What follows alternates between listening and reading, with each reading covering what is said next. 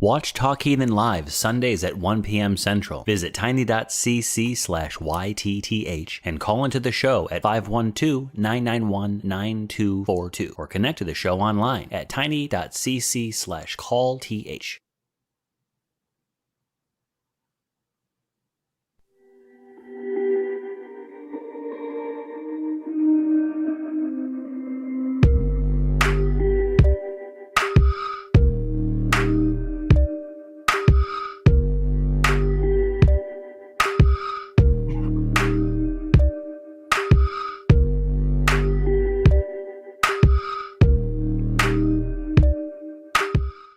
Hello, everybody, and welcome to another fantastic episode of Truth Wanted. I am your host, ObjectivelyDan, and this is the live call-in show that happens every single week, Fridays at 7 p.m. Central Time, where we talk about what people believe and why. And every single week, I have a guest with me. This week is no different.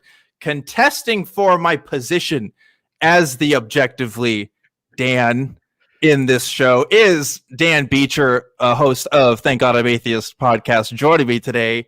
How's it going, other Dan? Hi, I'm decidedly non-objectively Dan. I am subjectively Dan. There we go. I've never heard that one before. That's definitely a new one. So it's really good. There you go. There was a joke for a while of people calling me subjectively Don. So I think for tonight, callers, if you are calling in, you can just call me Don and call Dan. I think that'll work.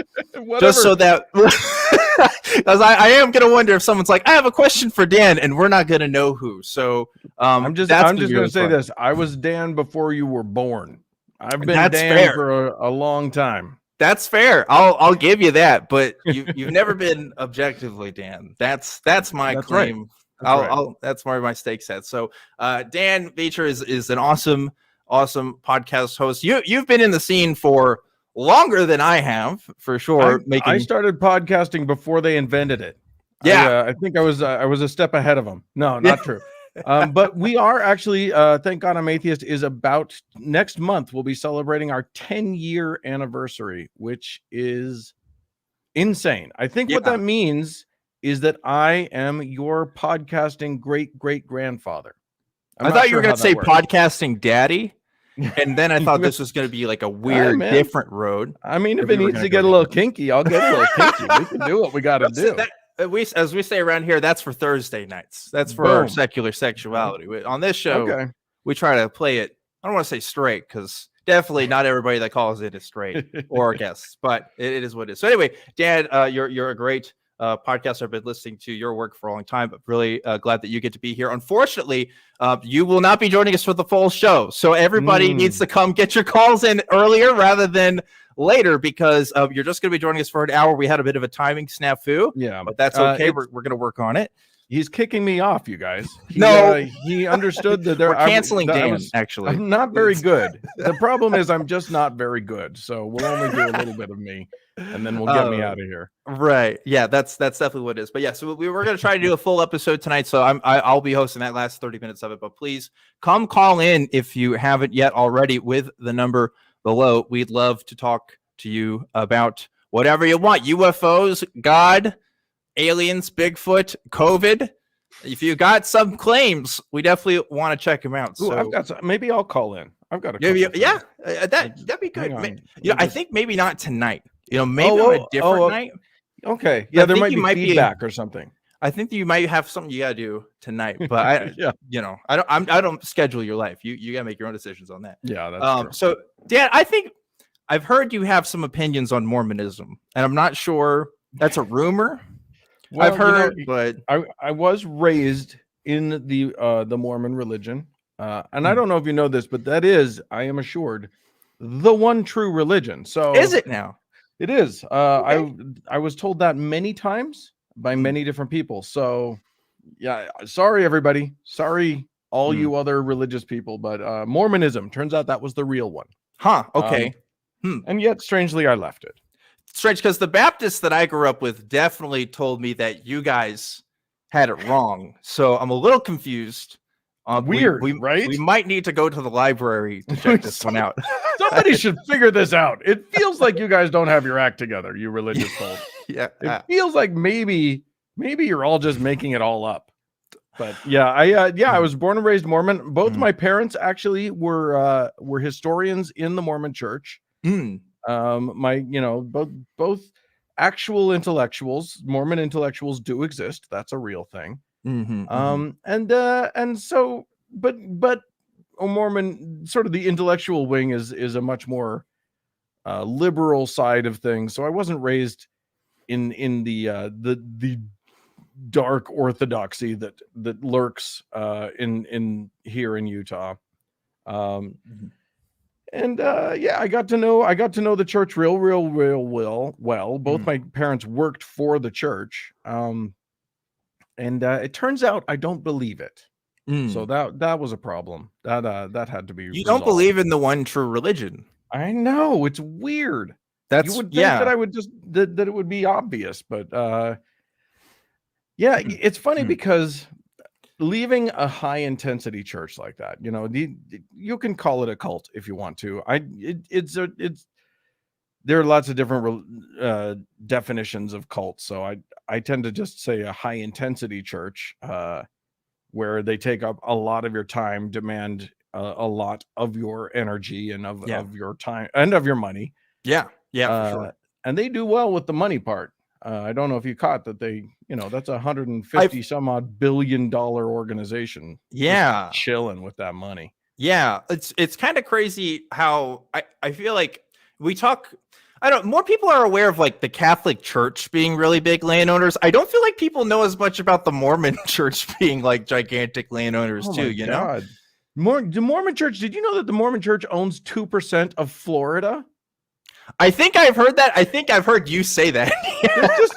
There's literally no rhyme or reason to it. They own a whole bunch of ranches in Australia.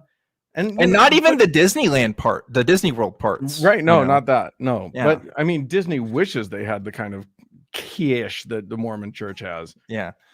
So, and the $150 billion that I quoted you, I mean, 150 to 150 or 100 to 150, that's not even including their land. That is just investment property or investment portfolios. Wow. Okay. So the land is a totally different thing. Who knows how much they're worth? So is that also including buildings and like other stuff in that, or no? That figure is so the 100 billion. There was a figure that came out that was 100 billion, and that was just in one investment firm that they own, one sort of hedge fund that they run.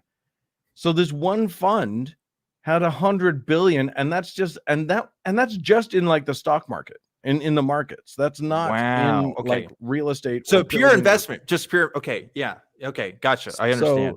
And then add to that all of the land, all of the things that they own. They own a $2 billion mall downtown Salt Lake City. Why do they own a mall? Why does the church own a mall? I was about to ask you that. What's the end game here, Dan? What are they planning? Is it just return on ROI? Just return on investment? It's funny because what they claimed was, because here's the thing. Yeah. We know that like the reason that they don't have to pay taxes, right, is because they are a nonprofit organization, and a nonprofit organization means that they're supposed to take money that they bring in and use it for the purpose that, for their mission, which in this case should be serving the community, serving their own community. And, you're allowed to have a little bit of a slush fund for problems that arise or whatever. Sure. Mitt Romney called that $150 billion a rainy day fund.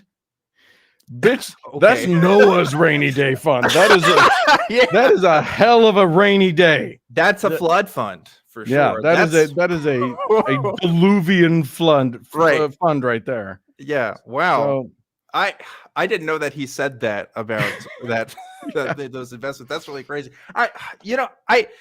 Mormonism as a cultural force in this country is just really interesting because I grew up in Texas, and I don't know specifically in the Central Texas area, and I don't think like I knew like one Mormon kid growing up, I think, and so like I didn't really know a whole lot about what it was about. It's funny because until I started deconstructing my own faith is when I started kind of looking into all the other stuff and just realizing just like the fact that you have your own historians, That's interesting.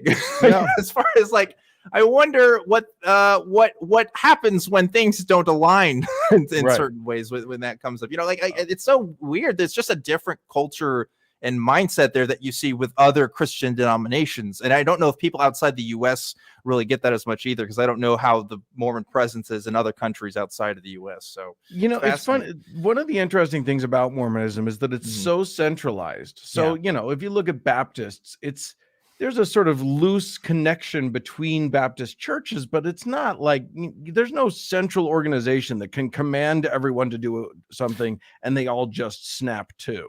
Yeah. But Mormonism has always been a completely top-down organization.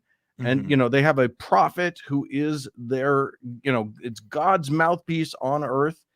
And there's just something very special about that. You know, it means that they can have an organizational structure that includes things like, you know, a history department, which then started finding things that made everybody very uncomfortable. And then suddenly they didn't have a history department anymore, or it was wildly changed. And my mom was sent to work at BYU as a professor rather than being rather than being a history department. It changed everything. Yeah. And they fired a bunch of people for publishing stuff that was just true, but maybe not so faith promoting. You know what I mean? Yeah. I should think I should clarify too, because I don't think it's unusual for a religious organization to have its own historians. Like obviously, like Mormons aren't unique in that, but it is just kind of funny in the sense that just Mormonism is just so new. Yeah, it's also just like Wait, you're telling me you're looking back all the way to 1830? Yeah. Like I feel like that could be dizzying amounts of history there. Yeah, and some other stuff there, and also like just the actual history, and I say actual in the sense that like, you know, the secular codified history of can I call it Joseph Smith's misadventures is just really fascinating. We definitely don't have time to talk about all of that, and obviously we've talked about it on other shows before, but like it's weird. Like the fact that we know as much as we do just kind of makes me wonder, what about all the older religions that we don't know as much of, and how we got to where we are today with that? You know what I mean? Oh, absolutely.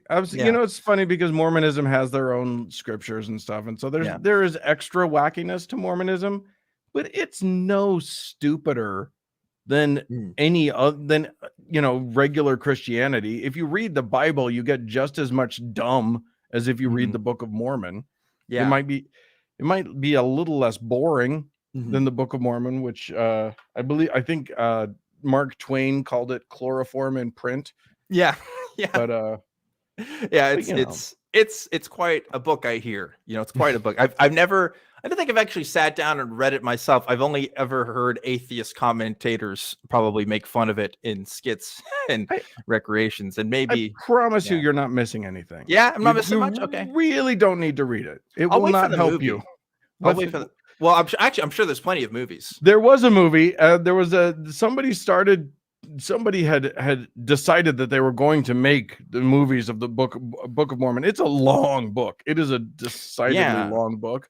So they made one. It's called The Book of Mormon. And I actually went on, you know, the God Awful Movies podcast. Right. So we actually went on the God Awful Movies, and if you can find it, it's way back in the back catalog. But yes, in fact, that's what I was referencing when I was saying I've only heard recreations of people talking about it, because I think I've exclusively heard you and other ex-Mormon podcasters really talk about it, which is definitely biased on my part. I should do more research on. You really don't have to. I 100% give you permission not to do just to skip it. Just don't even bother. We've done the research for you. I think the Jewish submarine theory has a lot of merit to it. Okay, why potentially? Not? I don't know. Why not wooden submarines that traveled from Judea to the Americas? Right? Can you prove that it didn't happen? Objectively, Dan. Prove it. You got me. I can't. Before we get to callers here, I also want you to give you just a quick explanation on what is Thank God I'm Atheist, the podcast, and what is it that you guys do on there? So it's basically a current events show. We talk about sort of what's happening in the world and look at the news from an atheist perspective. We keep it lighthearted. We are not quite as scathing as some other shows that do the similar things, but we Interesting. Are you as thinking as other podcasts? we we have various attributes. I'm not going to say all of them, but yeah, I mean, we like to keep it fun, and we do delve into some Mormon stuff sometimes, which I think is a lot of fun because they are a wacky group of people. And Frank, my co-host, he also was raised Mormon.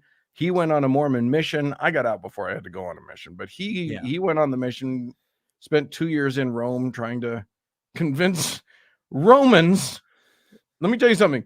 Romans are kind of decided on the point of religion. Like they've figured out where they stand, religiously speaking. But he was out there trying to make them Mormons. Which didn't work out great for him. It's interesting. I went to a ex-Mormon hangout. I had a friend who's ex-Mormon, and he was just wanted me to come along. That was here in Austin.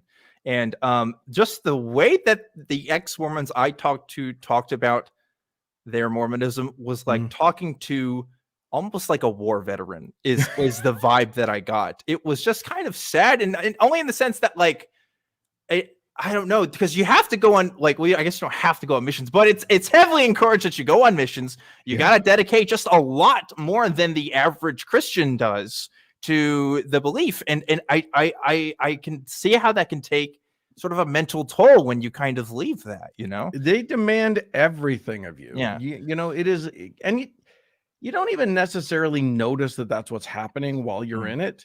You just think it's normal to go to 3 hours of church every Sunday and then, 2 activities during the week.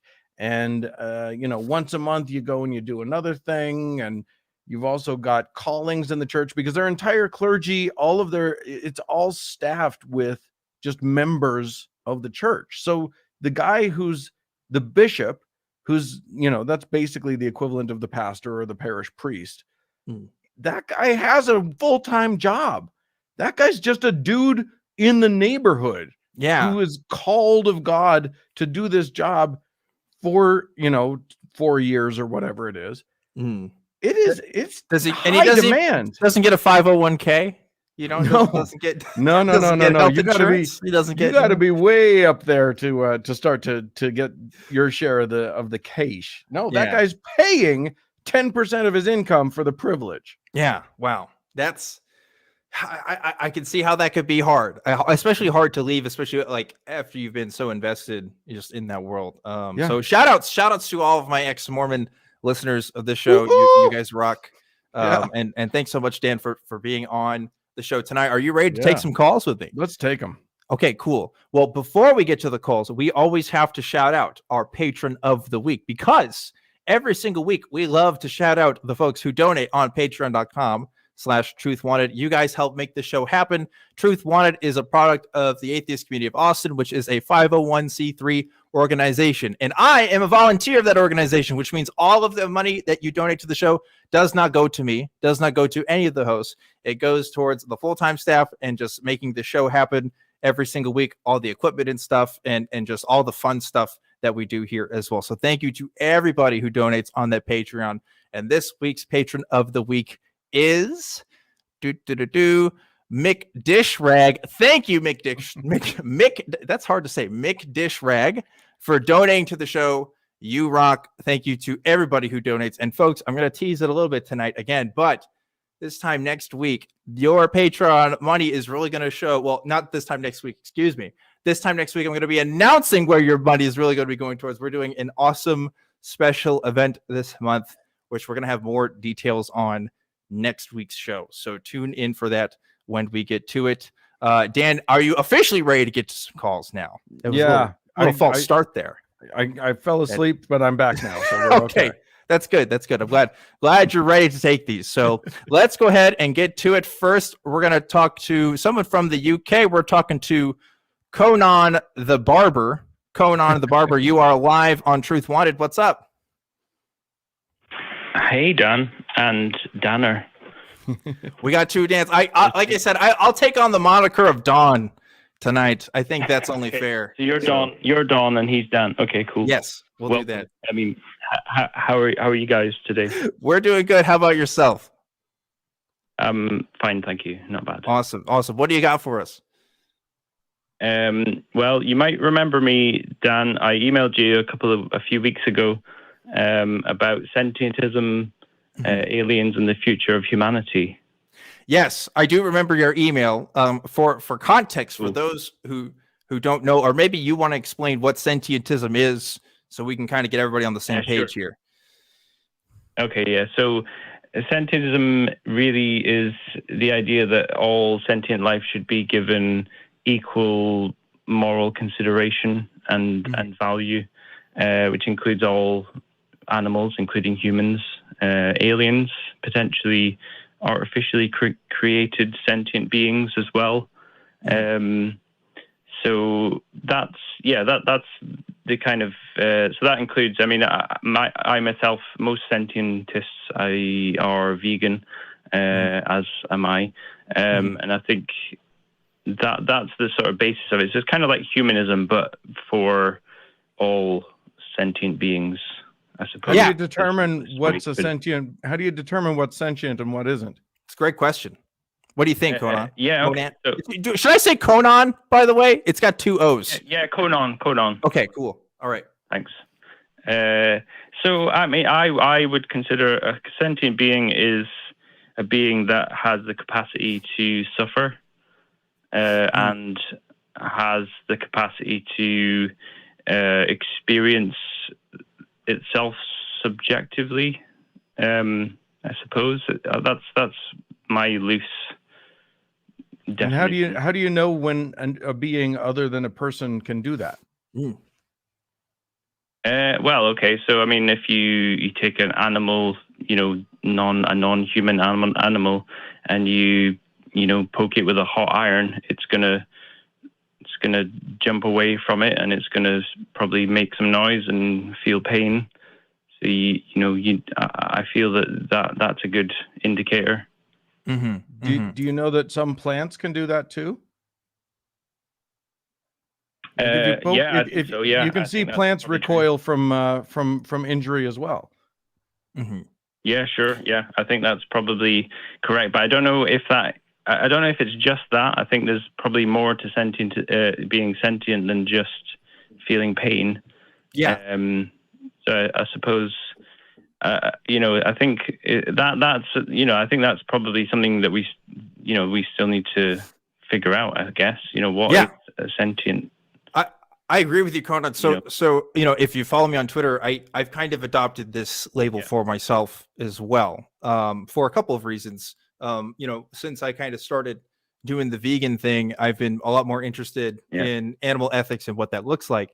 And when I was first introduced to this idea of sentientism, it kind of makes sense. First, let me talk about the aliens and robots bit first, and then we'll talk about the animals. Okay? So the aliens thing totally makes sense. If we meet other alien life and they behave exactly like us, can think like us, have the capacity to meet us, then they're probably intelligent. They're probably sentient, and we would want to give them the same respect that we would want them to give us, right? So hopefully they don't treat us like ants and they crush us, and we wouldn't want to do the same to them. So I think that makes sense. I think that's... I can't believe you guys are trying to rob me of the opportunity to eat an alien. I mean, I don't... People... Listen, if aliens came out as a thing, there's going to be websites where that's probably going to be a featured topic. Honestly, I feel that if aliens are a thing and they come here, we're the ones that are going to get eaten, not the other way around. Probably, yeah. I'm going to eat them back. It'll be my goal. I got to eat me an alien. That sounds like a unique experience. Yeah, I suppose. I mean. That leads into. I mean, I suppose it leads into a little bit of what I was gonna hopefully talk about, was the kind of, if aliens do exist, and I think they do. I mean, they probably do. The odds seem to be stacked, for it, I suppose. So, if aliens turned up tomorrow, and would they? I mean, I suppose the first thing would be: would they respect us as other sentient beings? Would they give us, would they give us the same rights that we would hope that they would give us? And because hopefully they wouldn't just arrive and just start eating us and using us as slaves, because that could be a possibility. Yes. And I suppose the problem, I mean, I suppose that the converse, the other side of that is that as humans, if we start going out into the universe, what would stop us from, if we found life on another planet, what would stop us from eating that planet or eating those animals, experimenting on them, dissecting them? We don't have a lot of respect for sentient beings on our own planet. So why would we, why would we respect? Yeah, no, I get you there. We're already, we can't even handle nationalism. Like extraterrestrialism is just going to be a whole other problem that we have to deal with for sure. But I want to continue addressing this, because the sentientism thing is three-pronged. One is the alien stuff. I think we both agree on that, and that's why I like the sentientist label, because that's kind of an expansion on humanism. Because most humanist definitions I've read don't really say a lot about aliens. So sentientism does. So that's cool. The other part is AI. So this is number two. AI. Yeah. This you can convince some people on. Some people might be sketched out. But it is my belief. It is my belief that we will develop AI enough to a point where we're going to have trouble distinguishing it from human beings. I think. Right. Now I can't eat an AI. You guys are stopping me. You're not letting me eat anything anymore. Why must you eat everything? Time will tell if I'm right on that, or if that's just too science fiction. But if we come to that point, hypothetically, then I think we have to associate rights with that being. So that's kind of a weird thing to think about. Yeah. It's kind of null right now because we're not there yet. So, whatever happens. If it does come up, you'll know which side I'm on, I guess, at least in this Blade Runner scenario. But the number three thing is the animals. Okay, so that's probably the most hottest of the three, because obviously people have a lot of different opinions on what qualifies as a sentient being. I think this is obviously it's an ongoing conversation that we're still having to develop, because you can take the solipsistic route and you can say, I know that I experience pain, but I don't know if Dan experiences pain because I'm not feeling it. So I as far as I know, he may not feel anything. So I should be able to do what I want with it. And it's interesting when you see the history of, Western institutions in particular in treatments of animals, for like lots of experimentations on dogs and like other animals that we consider kind of sacred in our culture. Like if somebody beats a dog on the internet, people flip out. But we've done way worse to dogs on testing and stuff before, that we've just kind of said, well, this is for progress in humanity and stuff. But the truth is, there are still cultures in the world that eat dogs, and millions of dogs go to that purpose. And of course, now I can't eat dogs. Well, yeah. Honestly, you guys, people also in other countries who find that our lack of disrespect for cows to be abhorrent, because they treat cows as sacred. So we do have these kind of cultural ideas of which animals are okay to eat and which ones aren't. And I think as we continue to develop globally, this conversation is going to go to more people. Obviously, I think that cows should have the same respect that dogs and cats do, and in terms of their level of sentience. But I also think that we have problems with identifying what that means, and maybe neuroscience will help us. But in my opinion, the development of our pain sensors is so similar to that of dogs and cows. It's undeniable to me that they have these sensations. Do they have sensations of dread? Can they talk about the future? Do they have these other kinds of existential ideas? Maybe not, probably not. But that doesn't stop us from treating dogs and cats like royalty in this country either. So it's an interesting ongoing thing. That's the core of sentientism, is that you give all sentient beings equal moral consideration. Doesn't mean you treat them exactly the same. We wouldn't give dogs the right to vote, or something like that. But I think it's about giving them the moral consideration. I agree. That makes sense. I agree, and that's why I have grown to like the label myself. But I've been talking for a bit. I want Dan to chime in with your thoughts here. What do you think? I feel like it's a very tricky question because like I say, I mean, a line needs to be drawn at some point because if we are going to continue on as a species, we do have to eat stuff. And it's true. I honestly, I mean, I think that I wasn't being a total dick when I said that plants also like experience something that could be called pain. I think that there's a truth there. The fact is that, the way life works is that it consumes each other. And I don't know where to draw that line. So I actually have no beliefs on this point. Sure. I get very, I just think it's a tricky world, man. I think, I have sympathy for that perspective. I think that there's the case can be made. Yeah. And I think it's a reasonable perspective, but I personally eat meat. Not because I don't think that the animals are sentient, but more because I think that it sort of fits in with just how nature works. And I feel like for me, I see lions eating gazelles, and I see, various critters eating other various critters, and I don't really separate myself from critterdom. So I do, I eat meat. Yeah. And, there are moral questions, and I have those moral questions. Yeah. But then I think about, you kill one cow and you feed a whole bunch of people. And then, as a thresher goes through a wheat field, it kills, 34 voles that don't even get eaten. They just get killed or mice or whatever. And it's not like that. Like, one vole's life is less special than a cow's life just because there's a size difference. It's all just too much for me, I think. I think I've tried to really wrap my head around the morality of the thing, and in the end, I accept myself as a part of nature, and a predator at that. And so that's where I am now. Yeah, I make no promises that I will stay. This is what I've learned since I've started to explore this, because the saying in this country, at least, is you don't want to talk about politics and you don't want to talk about religion. Those are the two most controversial things. There's a third thing to this category, and it's food.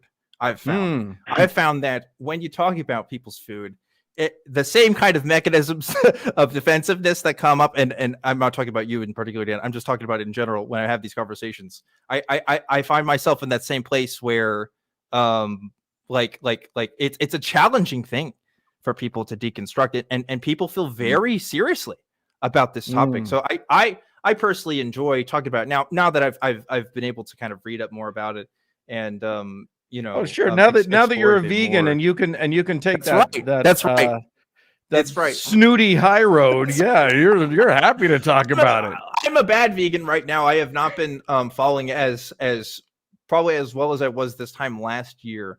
But I'm not about perfection at this point. I think perfection maybe is the direction, but it may not be a destination that's feasible for everybody. Without making this call go on for too long, I want to give Conan. I keep saying Conan. It's Conan the chance to respond as well. Yeah, yeah. I think I get your point, Dan, and I suppose, the sentientist position is not about perfection. I think it's about nature.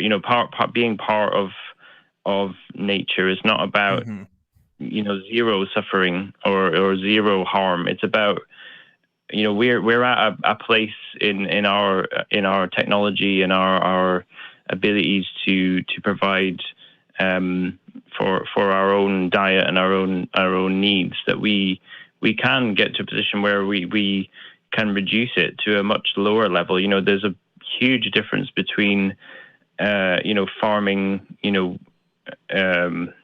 agricultural vegetables and plants, from that, but to factory farmed chickens and cows that are kept in horrendous conditions. Let's be honest. You wouldn't put your worst enemy in that kind of situation. And agriculture is going to be used to feed those animals too. You know, so Yeah, plants are going to I be think going. That's of course. That's a huge thing to say, is that most of the agricultural plants that we grow is really to feed animals, which we're then going to eat. You know, why don't we just eat the plants? You know, and I think it's not about taking us out of nature. It's about living as part of nature, and we've got to a point where we can provide for ourselves. That doesn't mean that we have to have these situations where animals are put in these horrendous conditions. You know, I suppose that's for me. I think for me, it's about the reduction of harm. It's not about eliminating harm, because I think, you drive your car down the road, flies might get hit by, you might run over a bug or something like that.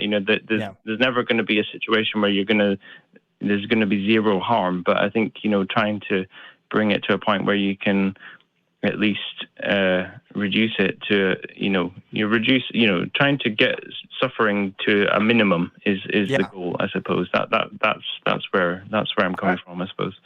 I see nobility in that. In that goal, I may approach it from a different place, but I think we can all agree that there's no reason for animals to needlessly suffer. So if we can minimize that, however we end up doing it, that's going to be a good thing. Yeah, absolutely. I'm with you there. And it's funny too, Dan, you mentioned that the moral high ground thing. It's like, this is why I genuinely feel very awkward when I talk about this on the show. If only I'm grateful to all the vegan callers who have called in the show, because they definitely played a part in making my own personal decisions there. So I'm thankful for all you guys who have challenged me on this, because I think that helped me with that thinking. But for myself too, it's just, I wish people could see it when I talk about it, at least, as more just like, I'm just trying to be more consistent with my values. Like, this is just me trying to fit the square peg in the round hole, because I think everybody can agree, like, our animal ethics is kind of iffy at best for the broad majority of human civilization, right? Like, it's definitely changed. We've had different standards and progress change over the years. Like modern people don't treat animals the same way that people did 2,000 years ago, or even 100 years ago, or 50 years ago. And what is the result of that? What are the principles guiding that? And I think I've at least found a candle to that. But anyway, you were going to say something there too, Conan. So go ahead. Sorry, I was going to say, I think that in 100 years or so, people will look back and at us, at our society, let's as long as humans are still here, but we'll look back on ourselves and we'll kind of be, wow, did we really treat animals like that? Is that how we lived our lives? I mean, I wonder that too. I think we need to kind of think about the future, because we're not just thinking about humanity as the next 100 years. I mean, hopefully we're thinking about humanity in the next 10,000 years or 1,000 years. 10,000 years, we'll see. You are way more optimistic than I am, my friend. Yeah. Well, sure. You have to. I've met people. Then what's the point? We're not doing great. Now, Yeah. Conan, I appreciate this call. Thank you so much for talking about it. I'm glad you emailed about it too. Thanks so much, and I hope to hear from you again. Very thoughtful call. I of course like that, because I like talking about that stuff. But I don't know, Dan. I don't know. This isn't something you're at least you're not known for talking about. So I'm curious about your thoughts. In summary, I it's one of the places where I don't know where to land. And I am a motivated thinker on this, because I'm a great lover of meats in terms of food. So yeah, I mean, I have some motivated thinking on that. But I don't, where I have landed when I've considered the questions is that, I mean, at very least, we should be revolutionizing how we're treating the animals. Even if we continue to eat them, which currently that's where I'm at. I mean, there's no reason why they should be raised in horrific conditions, treated cruelly, and then, and then slaughtered in an ugly fashion. When surely there are ways to do it that are not that. Sure. Well, I'm glad we can agree on that point there for sure. Yeah. Let's go ahead and take another call. Oh, actually, that call just dropped there. If we have time, I think we should play the promo. I hope the crew has that ready. Crew, if you've got the promo, I think now's a good spot for us to do that before we go to our next conversation here. And they didn't give me the signal here in the chat. So I'll wait on that. But yeah, it looks like we have some open lines here tonight. So it's okay. They're ready where we are. So we're going to play that right now. This is a great opportunity to give yourself a big old orgasm. Or better yet, give somebody else one. Okay. There's the crew camp. Look at that crew. And the cats. The cats are important to the crew's success. Ask any YouTuber. Before we get into this, can we just acknowledge that Kenneth Copeland's preacher voice is basically Hulk Hogan?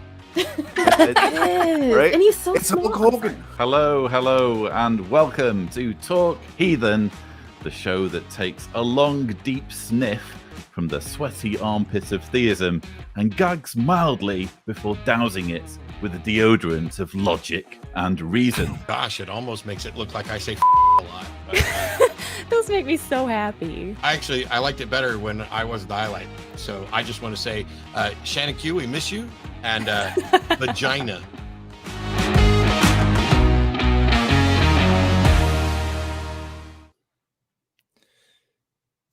Okay, and we are back with a fantastic promo. I love our weekly promos. They are just the funnest stuff ever. I'm really glad we started doing them. I say it every week.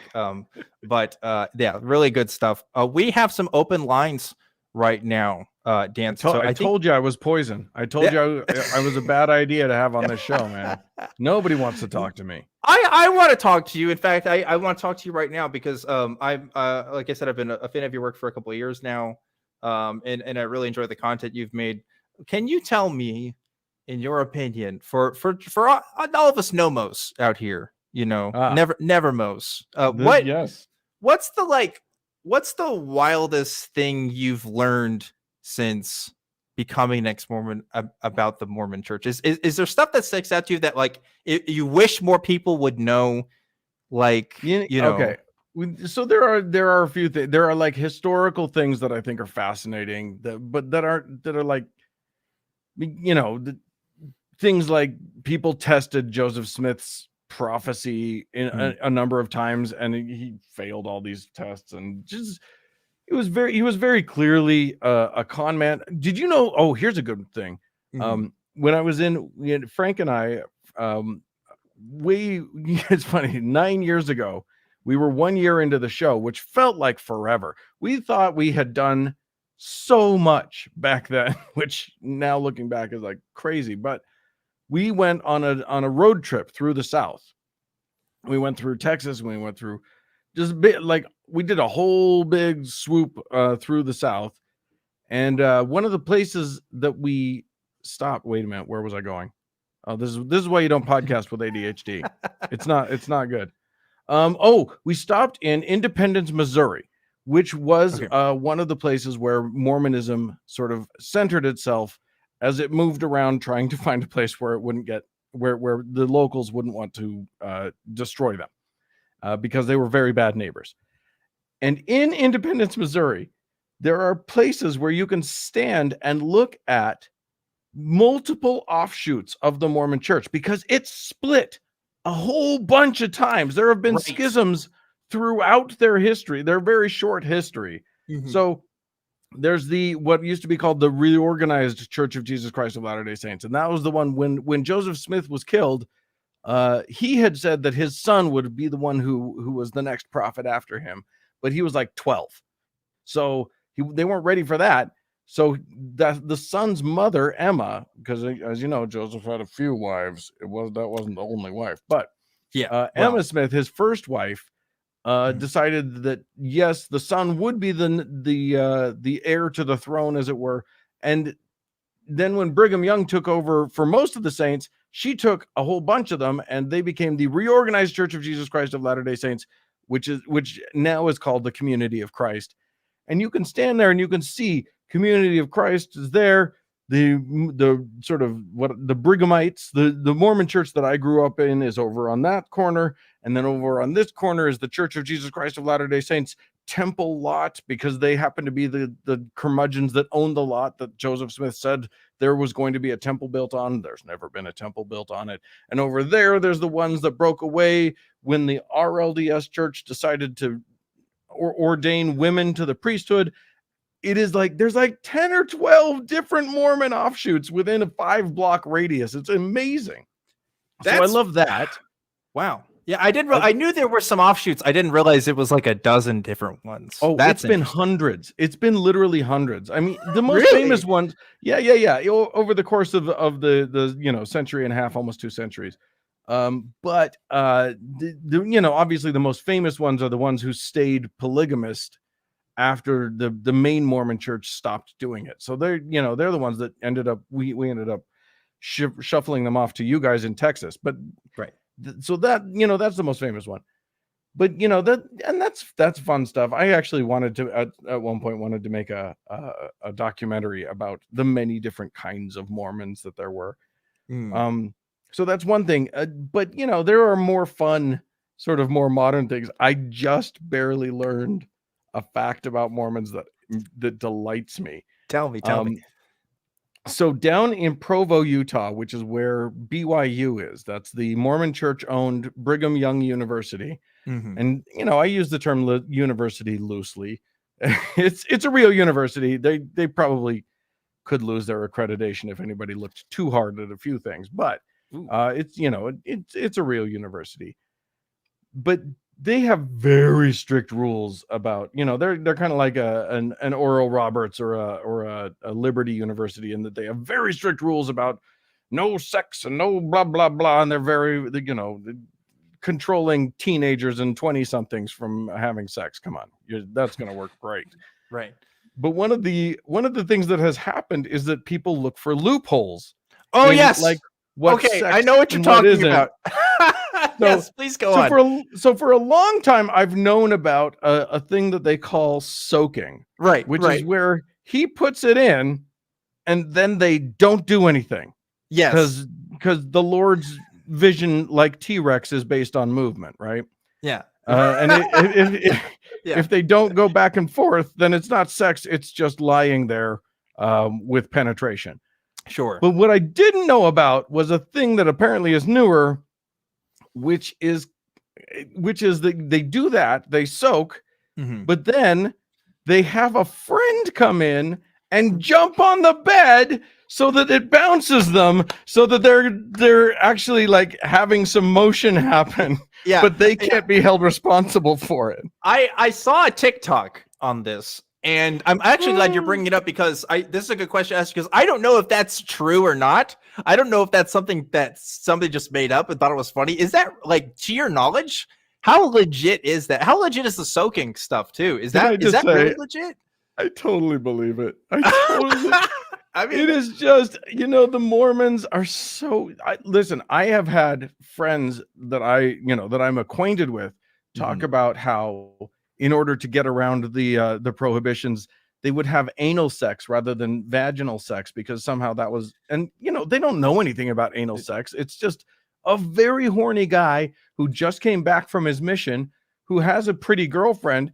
He doesn't want to get married yet. He's just desperate to have sex. Right. So I have heard of women who had their anuses shredded because they don't know how to do it. They don't know. They're not kind about it.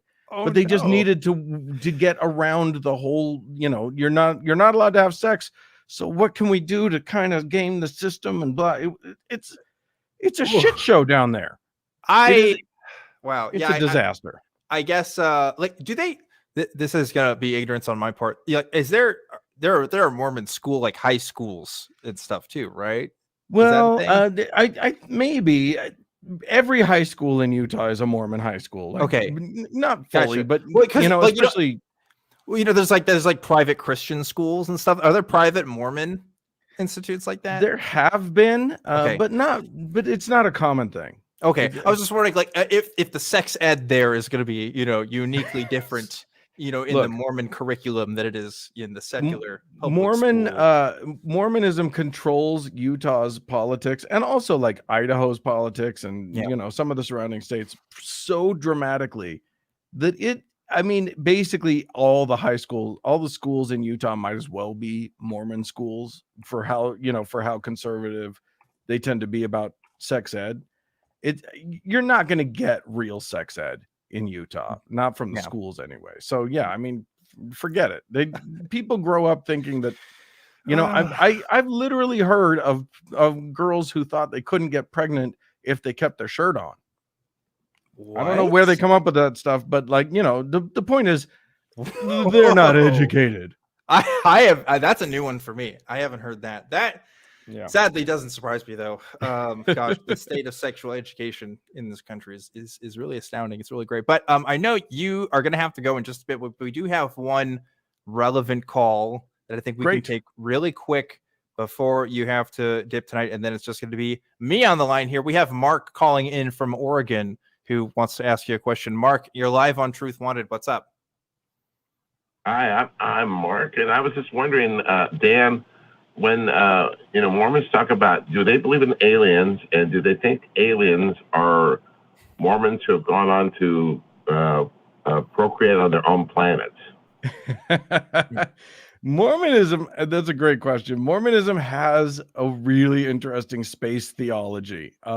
Not maybe as interesting as the Scientologists, but it's pretty fun. So here's the basics of how it works. And Mormonism has very recently tried to back off of this very quietly without actually they just posted a thing on their website that was like, this is probably not really the case. But the basics of what I was taught and what's in their books is this.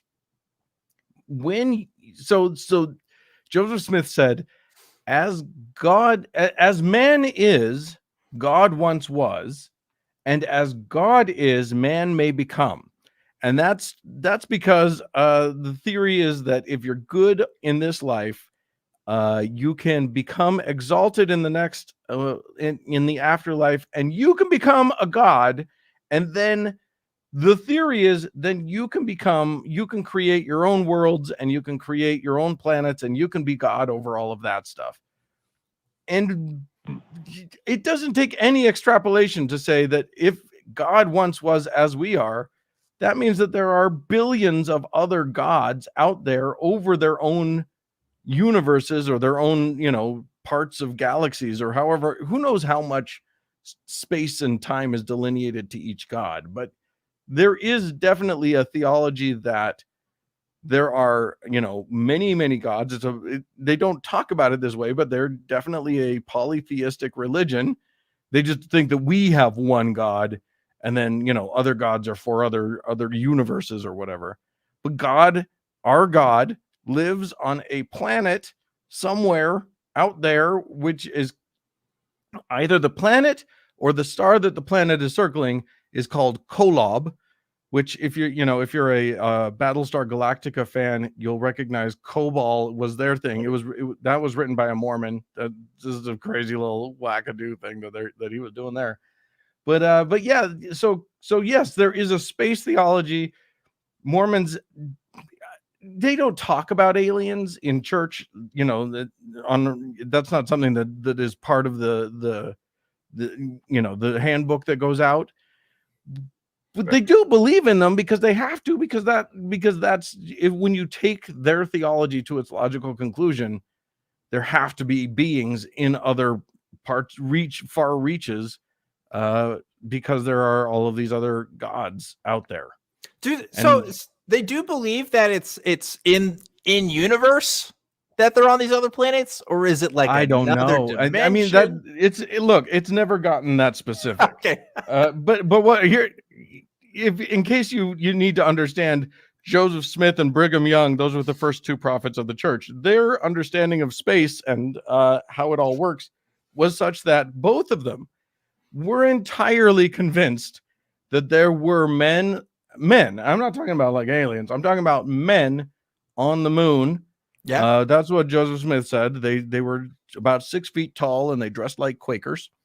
And then Brigham Young upped the ante, saying, "Of course there are men on the moon, and it only makes sense then that there are also men on the sun. Don't be an idiot. Obviously, that's the case." So he's the guy the university is named after. That's that's very interesting. Yeah. So it's not like they get deep into like, we're not talking about astrophysicists here. Yeah, that makes sense. Mark, what do you think? That's sad because I was hoping that there was a deep theology behind it. Well, you can develop it. Go propose it to them. See what they think. I'll work on it.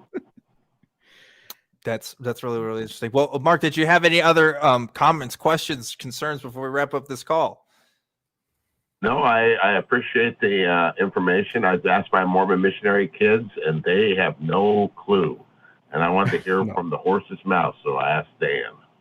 Yeah, the missionaries. Can I just put out there the thank God I'm atheist. They know nothing. Yeah, they don't know anything. And so they don't bother them. Don't worry about like trying to talk them into anything. But if you do encounter a Mormon missionary, and it confuses the hell out of them. Sure, and have fun with that if you want to. But let me tell you, the Thank God I'm Atheist, our official editorial position on what to do if missionaries come to your door is give them work at your house, because they actually have to do an amount of service that is part of their mission. Right. And you'll be doing them a favor. They won't be knocking on doors. Just tell them, help me like get this stuff out of my garage, or help me mow my lawn, or come back when you're, when you have grubbies on, and we'll do some work in the yard. They'll appreciate it. Give them some water and maybe a sandwich or something. And they'll be doing you a favor. You'll be doing them a favor, and that'll work out great for everybody. There you go. Sounds wonderful. Thanks for the advice. Yeah, that's some interesting advice there. I don't know. I'd feel kind of bad if I made somebody don't. I promise you, I've talked to multiple Mormon missionaries, guys who are still Mormon, and they're like, yeah, that would have been cool. I would have been fine with that. All right. So, and the worst that they can say is no. You know what I mean? Yeah. But literally that's part of their job. And the worst thing that they do is go knocking door to door. So anything you can give them to keep them from knocking. Dan, if I have like a Baphomet statue and I ask them to dust it, would they do that? Or, what are we talking here? I'm saying run the experiment, baby. Run the experiment. I'm saying you don't know until you try. Okay. All right. I can appreciate that. So as I alluded to at the beginning of the show here, we got a bit of a time. We're in a time flux tonight. So we're going to let Dan go right about now. I'm still going to be here for just a little bit here. So keep calling if you want to talk to me tonight, but we are going to let Dan Beecher go a bit early tonight. Dan, thank you so much for being on Truth Wanted. Well, thanks so much for having me, and thank you. And I am sorry for having to go early. That was my fault entirely. And so call in and talk to Dan. He's a great guy. I'm sure you'll really enjoy the conversation. And thanks for having me on. I really appreciate it. We appreciate you having you on tonight. And if people want to find your stuff, where can they find it at? We're a podcast, so look up Thank God I'm Atheist anywhere you get your podcasts, or go to thankgodimatheist.com. You can find us there, and if you want a t-shirt, we got the merch. Which we don't plug that much because we're the ones doing the fulfillment, and frankly it's more work than we want, but you find us there, and come join us. We have a good time. Cool. Well, before we let you go, Dave, we always have to ask you, do you have any words of wisdom that you want to share with us tonight? Any words of wisdom? Absolutely. I think that the main thing that we all need to take forward into this world is do some penetrative still sex and have somebody jump on the bed for you. I think it's worth a try. I think it's worth trying. I can't believe that's real. I saw that on Twitter like a week or two ago, and I'm totally glad you brought it, because it's something I probably should have prepared to ask you. but it just kind of came and went. And I'm so glad you're confirming that it probably is. I mean, if anybody has any, well, no, I don't want anybody calling about their soaking stories. Never mind. Well, we're not going to go there. Anyway, Dan, thanks so much for being on tonight. You can go ahead and get on out of here. And I'm going to take over the show from here. Thanks again so much. Thanks a lot. Take care. All right. And now it is just me right now. So, folks, we're in a weird spot. We're in a weird spot because we kind of figured out that the time thing wasn't working today. So we're, improvising as usual, as you can tell, is my specialty. So as I'm waiting for calls to maybe come in, if folks want to keep talking to me, I thought maybe I could recite some Hamlet. So I'm going to do at least a little bit of that. So here we go. And it starts with, to be or not to be, that is the question, whether 'tis nobler in the mind to suffer the slings and arrows of outrageous fortune, or to take arms against the sea of troubles and by opposing end them. And in this case, it's talking about, when you have open lines on a show and you definitely want to talk with people. I think that's what Shakespeare was talking about. We'll go ahead and wrap it up early tonight if nobody else wants to call in, but yeah, I'm just going to keep going unless the crew stops me here. So the slings and arrows of outrageous fortune. Yeah. Okay. At opposing end them, to die, to sleep no more, and by sleep to say we end the heartache and the thousand natural shocks that flesh is heir to. 'Tis a consummation devoutly to be wished. It's really interesting. I wonder if there's like recitals of this stuff on like TikTok and stuff. I bet that's a thing. Okay, so I think we got another call in here. Now we're going to talk to Colson. Colson, you stopped my Shakespeare here. Was it not good enough for you? Did you have to call in now? Come on, what's up, Colson? Hi, Dan. How you doing? I'm doing good. I was performing in the thespian arts and was interrupted by your call coming in, but I suppose I can put that behind me now. So what's up? Well, I mean, it was great. I don't want to crap on that. It was great. But basically what I wanted to talk about was I found out recently that my brother has not been vaccinated. And that was a surprise because my parents, who I thought would be way less quick to get vaccinated, they got their vaccines in like January, which was awesome. And then I come to find out my brother all this time later has not been vaccinated. And he just doesn't want to do it. And I have a hard time even, I'm at the point where it's difficult for me to understand that position at all. And it's hard to ignore it and talk about other stuff around him. So I'm wondering, do you have any family members or maybe close friends that are vaccine hesitant? How do you broach that topic with them? Do you have any advice? This is interesting because I did grow up in a very Christian family and my extended family is Christian. But weird thing about my family is most people in my family and my extended family actually all work in healthcare, believe it or not.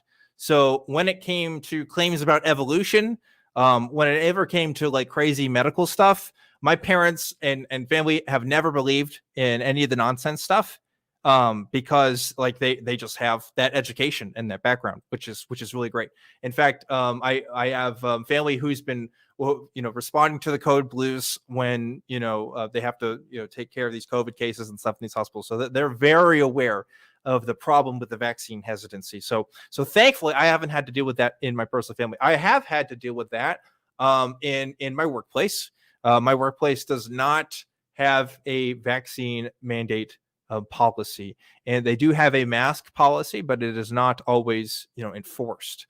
So I have had some hesitancy there, and that's really awkward because it's a professional environment. And unfortunately, we've come to this place now where vaccines are now political, and talking politics at work isn't always a great idea. Really weird how this has become political. I mean, I guess it's always kind of been political, to be fair, but not to the degree that we've been seeing recently, because there's always been policies instituting vaccines, regulations, and what's required, what's not in place. So that's what I mean by there's a history there. I guess it's it's frustrating because I've witnessed firsthand on a visceral level how it's stressed out my own family because of the situation of people not getting vaccinated. So you can't transfer that kind of firsthand experience to other people. So what do you do? I guess the best thing is just asking people why they believe what they believe. What is their hesitancy coming from? Where would they draw the line with the vaccine being safe or not safe? And asking these kinds of questions to the root of that belief can kind of give you a path forward on sort of surveying and evaluating whether this belief is a good one to hold or not. So tell me about these conversations you've been having. Has it been just total denial that it works, or is it just you're not sure because they don't feel it's safe yet? What does that look like? So far, it's mostly been just kind of avoiding the topic because so I don't live near my brother anymore. I moved across the country earlier this year, so I've only seen him a couple of times since then. Mostly on account of COVID, just not traveling as much. But it has been a very obvious silence, if that makes sense. Like it's clear that we're avoiding the subject. And the thing about my brother is that if you talk to him about something that you disagree, it's hard to have a conversation about something you disagree about with my brother. So yeah, I don't know. But this is such an important topic that I'm worried about. I mean, he's not vaccinated, right? He's more likely to get more sick and potentially get really hurt, So I'm worried about my brother. If it was just something that we disagreed about, maybe I just would never talk about it. But I don't know. I'm to the point where now I'm just worried about him more than anything. So I want to talk to him about it, but I don't know. Maybe I just need to buck up and do it. It's weird because, okay, so like the reasoning, I would say that it's important is that I agree with you there. It can be a matter of life and death. But like I could also see a Christian saying that about my salvation, and that's why they feel like they have to talk about it with me. You know what I'm saying? The difference, of course, being vaccines actually work and there's measurable effects of that, whereas my salvation is honestly up to debate right now because according to some traditions, because I've been baptized, I'm good, but because I don't believe anymore, that's a problem. So there's a conversation to be had there. But the point is, you have a valid health concern that's like not only valid, like the most valid thing out there right now in terms of health concerns, right? Like vaccines are super, super important right now, and we definitely want to encourage as many people as we can to get. So I think you're well within your right to talk to your family about it because they are putting actively not just themselves at harm's way, but also other people potentially. And so that's a conversation worth having for sure.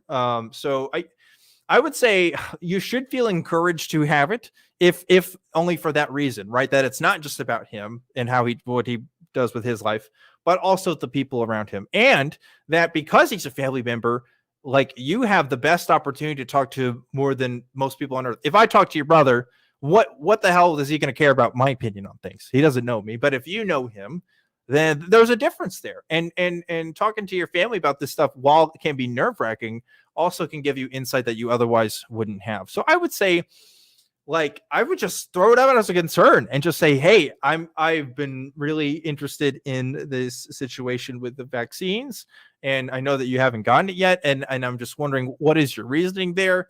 Can't we talk about it? Just for my sake, that you can at least, rid of your conscience this thought that, well, am I not doing enough? If you've at least talked to him and you've tried your best, then you can at least say that you've done something about it. And there's the potential there that a mind could be changed, otherwise you don't know. So it's like you miss 100% of the shots you don't take, right? That's Michael Scott quoting Wayne Gretzky, of course. Of course. I think that's good advice. It's actually something you said, reminded me of something, rang a bell. You said that with Christians, it's sort of like, it's about your eternal soul, so it's urgent for them. Although, of course, with the vaccines, we have evidence. But it reminded me of something Penn Jillette said. Of course, he's an atheist, but he made the point that if you really believe that someone not believing in your religion meant that they were going to spend eternity in hell, I'm paraphrasing, of course, that you'd have to be some kind of asshole not to tell people about it, right? Not to proselytize, which makes sense. Of course, if your beliefs aren't founded on any evidence, then maybe not. But anyway, I guess what I'm saying is, I mean, if I really am worried about my brother, then I really should have the conversation. So yeah, I appreciate the encouragement. I guess that's all I really had to ask. I just needed someone to tell me to go do it, actually. Yeah, go do it, Colson. This is me telling you, go do it. Absolutely. And yes, like, I think I like bringing that up because it's a great point to be made, right? Like, people wonder, why do people spend their time going out on the street talking about this stuff? It's because they actually believe you are going to be eternally tortured unless you listen to them. So in that mind, like, of course they're going to do what they think is most ethical, which is give you this information that's going to prevent that.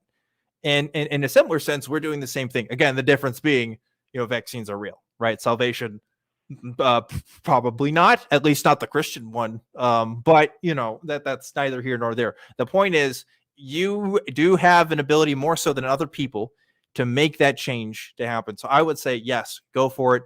And that's for anybody that's hesitant to talk about families, because at worst, people know what you really think about things. And I don't think that's so bad anymore. As I'm becoming a little older and coming from young adult to just regular adult, I find that I'm finding more confidence in talking about my own beliefs to my family and stuff. It's weird because it's easy to talk to strangers on the internet every week than it is to talk to my own family about this stuff sometimes. But I do think there is an important, if not obligation, there to at least let them consider the possibility that they could be wrong and give them that avenue to get out of that. Not to shame them necessarily, but to give them a path forward to where they can kind of change their minds on things. Because right now, this issue is super mired in politics. And the more that we argue about it in unproductive ways, I think the more we're going to find people are going to be really set in stone on these things and not willing to change their minds. So I'm glad I could help at least even a little bit there, Colson. Thanks again for your call. Fun stuff tonight when we're talking about talking to families. It's always super fun, right? It's interesting to see just people's reactions when we talk about vaccines. How weird it is that everybody has an opinion on it now. When 5 years ago nobody had. I mean, some people had opinions on mandates in schools, but it just wasn't an issue. I don't know. It really wasn't. It wasn't in people's minds as much. But anyway, let's talk to Johnny now. Johnny is calling in from Saskatoon, Canada. I hope that's right. Donny J, what's going on? Donny J here in the house. Dan, love the show. Your last call, sir, made me think of my own plight. My mother has said that I'm going home. I'm going to go visit the homeland soon, okay? And I said, hey, I'm coming to town. I want to see you.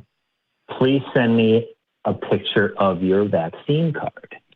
Now, this is not the first time I've talked about this with, Mama J. Yeah. And she recently told me, I don't believe that this is a real pandemic. I don't trust this vaccine. Please don't talk about this with me ever again. And I said, okay, but I have really close people in my life who are very knowledgeable about the sciences, like biology and science and all that stuff. Would you at least talk to them? Because they know. I don't want to talk about it. So when I said, would you please send me a picture of your vax card? She said, please don't talk about this again. And I said, okay, well, I'm sorry you feel that way. Stay safe. See you next time, maybe.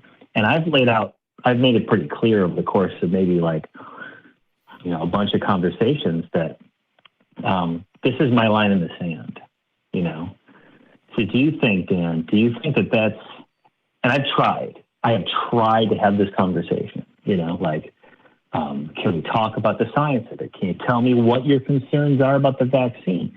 Can you tell me what your concerns are about this being not a pandemic? She won't talk about it. She won't engage. And so I've drawn that line in the sand. Do you think I'm being too harsh? Gosh, that's really weird. Because like on the one hand, I see where the vaccine skeptics come from, in the sense where they're like, well, most people that get COVID, they don't die from it, and there's this, and people are being too dramatic about these things. But I still hold on to the point that even if you don't die from getting COVID, there's a chance that you could give it to somebody else who will, and and jeopardizing somebody's health, but potentially in such a way that can be so easily prevented, right? Like, obviously, I want to live in a place where we can all freely travel and do the things that we were doing before, and do that again, even if that has those risks. But like we can easily mitigate them, not entirely easily, but way more so than we did a year or two ago, because we have that vaccine, and there are people who are begging to get this vaccine still in countries that aren't the United States, aren't Canada, aren't places that are getting it first, and we are squandering our opportunities to give that up because people just aren't taking it here, and I think there is something deplorable about that. I can't get around that. I think that there is something selfish to that, for someone who has no other reason other than they just don't want to, right? So I think I'd have to agree with you there, Johnny. I think it's or Donny, excuse me. I think it's Donny J. Well, it's Donny J, and the J and the Ani, it makes it say it was Johnny, but yeah. Anyway, I think I agree. Yeah.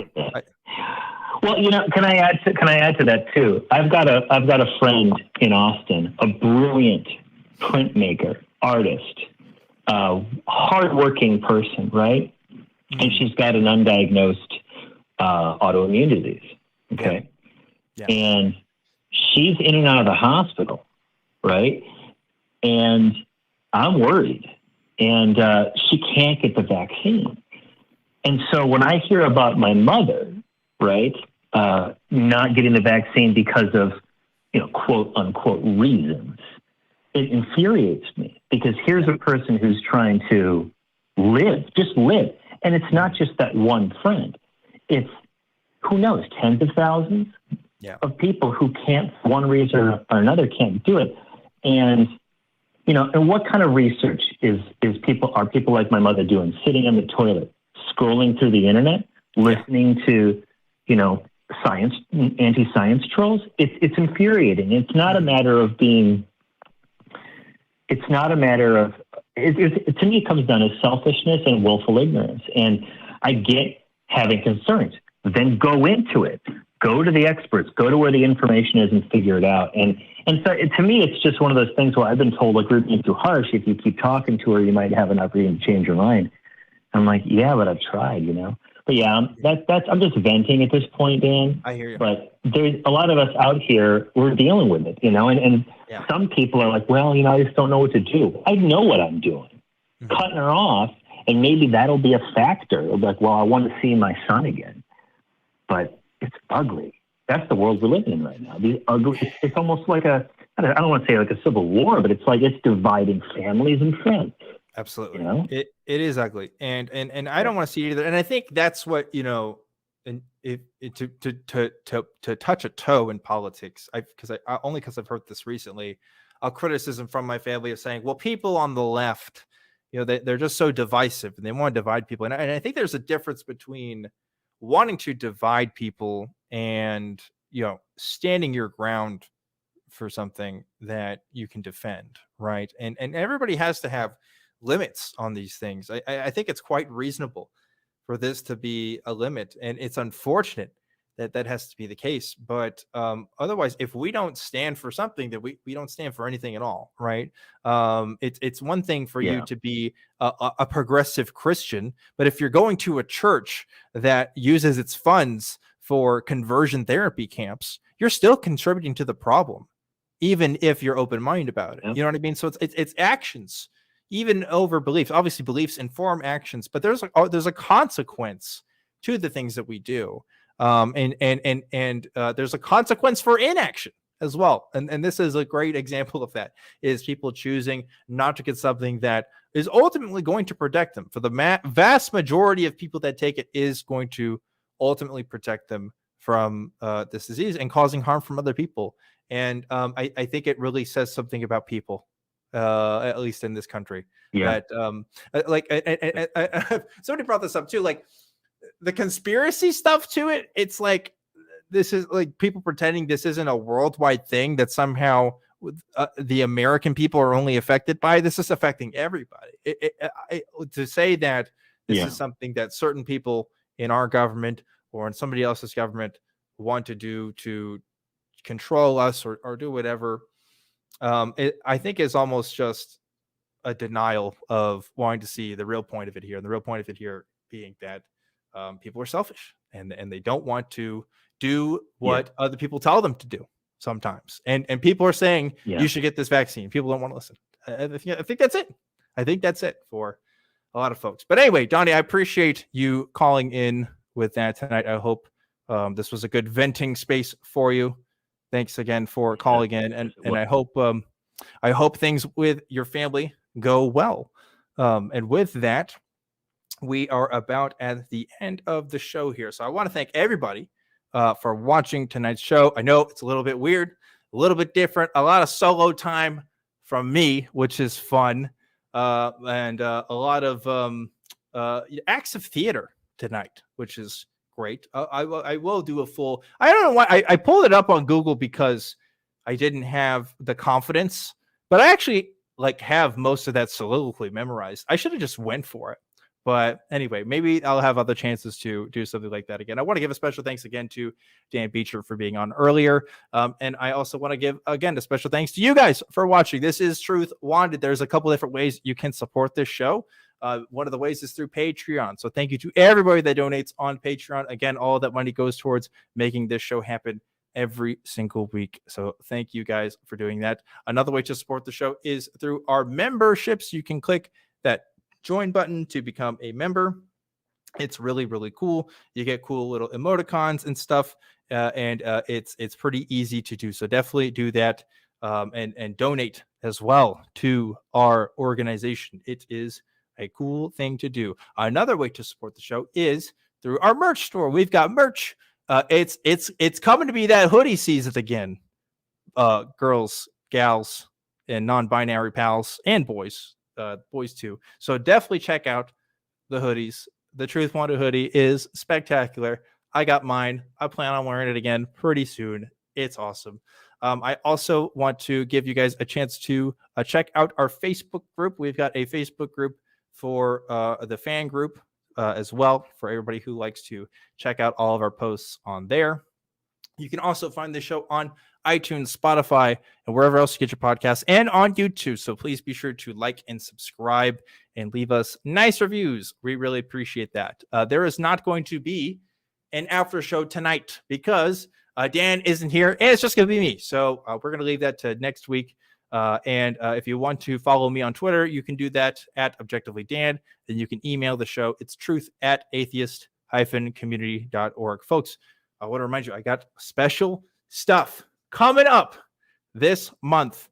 You do not want to miss this. This is going to be the biggest thing Truth Wanted has done since this show has started, I think. So if you're listening and you're still listening, please check that out. We're going to announce that hopefully next week to get that going. So very excited to do that. But before we close things out for tonight, I have to thank the wonderful, fantastic, spectacular, awesome crew that helps make this show happen every single week. Look at that crew and look at those cats. Crew and cats, crews and cats, crews and cats. It's like that boots and cats thing that you got to say out loud. It makes a cool beat. So thank you to the crew. And I also neglected to mention that this podcast can also be found on the AEN Podcast Network.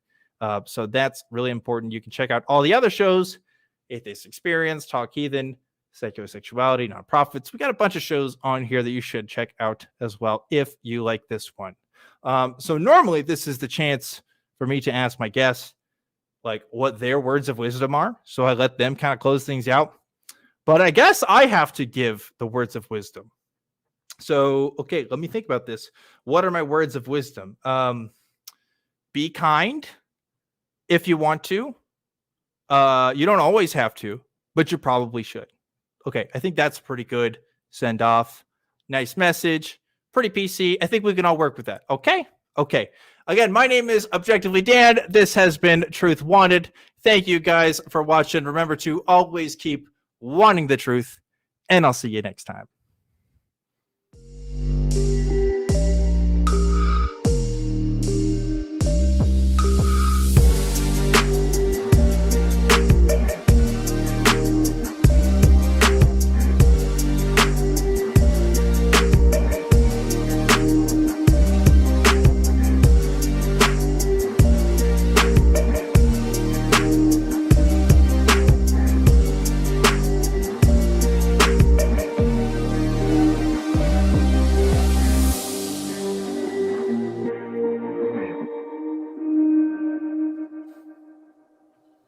Watch the nonprofits and join the hosts in the live chat, Sundays at 3 p.m. Central between the Atheist Experience and Talk Heathen. Visit tiny.cc/YTNP.